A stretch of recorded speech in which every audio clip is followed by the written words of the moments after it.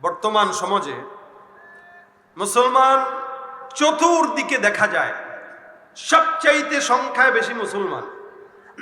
এই এত মুসলমান থাকার পরেও বাংলাদেশে এমনও মুসলমান পাবেন যাদেরকে নামাজের নিয়ম কানুন জিজ্ঞাসা করলেও পারবে না, সূরা ফাতিহা জিজ্ঞেস করলেও পারবে না।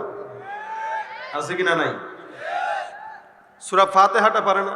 সূরা ফাতিহা তো দূরের কথা, কালেমা তৈয়বাটাও পারে না, কালেমাটাও পারে না।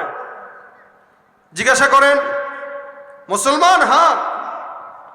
বাবা মুসলমান? হ্যাঁ। তাহলে কালেমা পারো না কে? কারে কালেমা টালেমা পড়ার সময় আছে, অনেক বয়স হোক, একটু বুড়া হই, তারপর কালেকশনের ব্যাগগুলো স্টেজে নিয়ে আসেন। সে চিন্তা করে বয়স যখন 50 হবে, হারাম টাকা আজীবন যা কামাইছে কামাক, আল্লাহর ঘরে যায় তওয়াফ করে 50 বছর পরে হাজী সাহেব হয়ে তারপরে আল্লাহ ওয়ালা হয়ে যাবে। আর এই 50 বছর পর্যন্ত যত আকাম আছে সব করবে। আপনারা ঠিক আসতে বললেও আমি আমার বাস্তব জীবনের ঘটনা শোনাই, তখন ঠিকটা জোরে বললেন। এক লোকের সঙ্গে আমার দেখা, আমি তারা জিজ্ঞাসা করলাম, ভাই টাকা পয়সা তো ভালোই কামাইছে, হজ করেন না কেন? একবার তো গেলেই হয়। শুনেন, আমার চিন্তা আপনাদের চিন্তা এক হবে না। তা আপনাদের চিন্তা আমার চিন্তা এক হবে না কেন বলেন? কি চিন্তা আপনার? আমি চিন্তা করছি বয়সটা যদি 45 থেকে 50 হয়, এই 45 থেকে 50 এর আগ পর্যন্ত খাটার সময়, গায়ে গতরে খাটার সময়, এ আগ পর্যন্ত যত কামাই আছে সব করব, গুনাহ যা আছে করব। এরপরে 50 বছরটা পাড়া দিলে আল্লাহর ওয়াস্তে মোটামুটি নিয়ত করছি হজ করব, দাড়ি রাখবো, পাঞ্জাবি পরবো, টুপি পরবো, আর জিন্দেগিতে কোনোদিন গুনাহ করব না। যা গুনাহ 50-এর আগ পর্যন্ত করব। সুবহানাল্লাহ বলবেন না নাউজুবিল্লাহ বলবেন?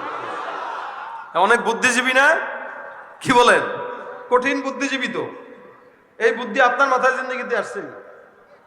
সে 50 বছর পর্যন্ত আকাম করবে, 50 বছরের পরে মোটামুটি হারাম টাকা দিয়ে হজ করে বুজুর্গ হবে, মসজিদ একটা বানাবে, কমিটির সভাপতি হবে, আর ইমামরা ধরে ধরে গাইল দেবো, আর মুয়াজ্জিন ধরে ধরে গালি দিবে। এই মসজিদ মাদ্রাসার কমিটির ভিতরে অধিকাংশ জায়গায় যেটা দেখি, যেগুলো সমাজের মূর্খ অথবা টাকা আছে, কোনোদিন শিক্ষা হয় নাই, নামাজও পড়ে নাই, আজীবন সিগারেট টানছে, শেষ বয়সে এসে মসজিদ মাদ্রাসার জন্য একটা জায়গা দিয়া সভাপতি বা কমিটি হয়েছে, হওয়ার পরে ইমাম আর মুয়াজ্জিন বা খাদেম বা শিক্ষকের উপরে যা অন্য অত্যাচার করে, এই অত্যাচার দেখে সহ্য করা যায় না। এবং এদের কারণে আজকে সমাজের মসজিদ আছে কিন্তু মুসল্লি নাই। কারণ আল্লাহ পাক বলেছেন, ইন্নামা ইয়ামুরু মাসাজিদাল্লাহি মান আমানা বিল্লাহি ওয়াল ইয়াউমিল আখির। মসজিদ তো তারাই পাহারা দিবে যাদের দিলে ঈমানের নূর আছে। কোন ঘুষখোরের টাকায় মসজিদ হওয়া দরকার নাই, কোন সুদখোরের টাকায় মসজিদ হওয়া দরকার নাই। এই সমাজে ঘুষখোর আর সুদখোর দিন যত যাচ্ছে পরতে পরতে বাড়ছে, ঠিক কিনা বলেন? বাড়ছে। টাকা দিবেন, চাকরি আছে, টাকা নাই, চাকরিও নেই। বকলম যেগুলো নিজের নাম লিখতে পারে না, 10 লাখ টাকা ঘুষ দিয়ে চাকরি পায়। আর শিক্ষিত পায়ের জুতার তলা ক্ষয় করে ঘুষ না দেওয়ার কারণে চাকরি পায় না। এটা হলো সমাজের হালত। আর আমরা এগুলা বলতে গেলে বলবে, আপনারা এত কথা বলেন কেন?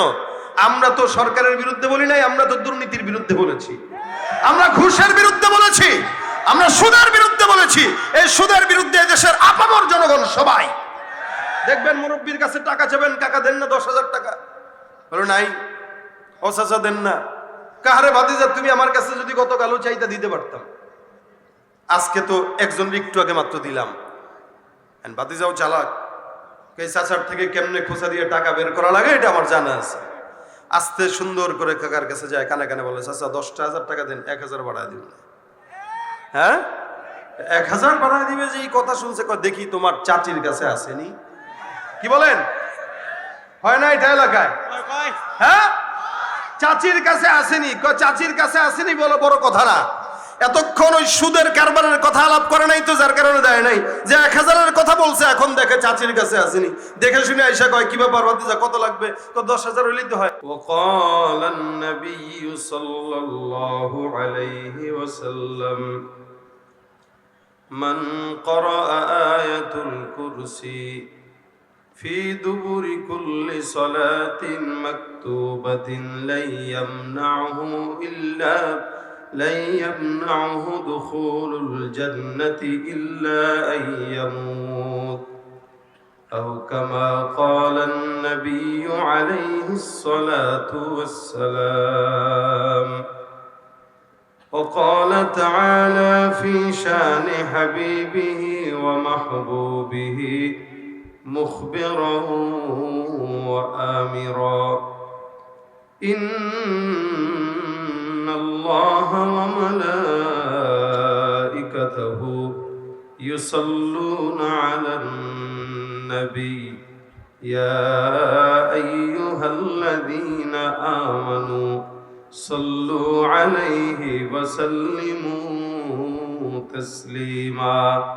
সকলে জবান খুলে মহব্বতে দুরূদ শরীফ পড়ি। আল্লাহুম্মা সাল্লি আলা মুহাম্মাদিন ওয়া আলা আলি মুহাম্মাদ কামা সাল্লাইতা আলা ইব্রাহিম ওয়া আলা আলি ইব্রাহিম ইন্নাকা হামিদুম মাজিদ।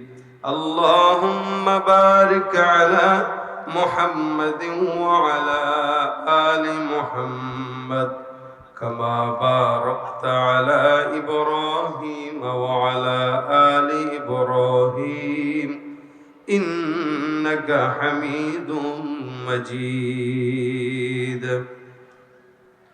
জিয়ারতে সামনে কতটুকু কি থাকেন, একটা আলোচক আলোচনা করবে, একটা মাহফিলের সৌন্দর্য হলো আলোচক আলোচনা করবে, শ্রোতারা সামনে থেকে স্বতঃস্ফূর্তভাবে জবাব দিবে, সহযোগিতা করবে, এতে মাহফিলের সৌন্দর্যতা বাড়ে। মানুষ যেভাবে হাঁটে, হাঁটার সময় হাঁটে পাও দিয়ে, কি দিয়ে ভাই? পা দিয়ে। হাত নাড়ায় কি নাড়ায় না? হাত নাড়ায়। হাঁটে পাও দিয়ে, কাজও পায়ে, তা হাত নাড়ায় কেন? বলে এটা হাঁটার সৌন্দর্য। হাত যদি দুইটাকে সুন্দর করে তার দিয়া বেঁধে দেন যে তুই হাঁট, দেখলে মনে হবে রোবট। কি বলেন? কথা একজন আরেকজনের সঙ্গে বলতেছেন, চেহারার দিকে তাকান, হাত নাড়ান কেন? কথা তো বলি মুখ দিয়ে, হাত নাড়ানোর দরকার কি? চেহারার দিকে তাকায় থাকারও দরকার কি?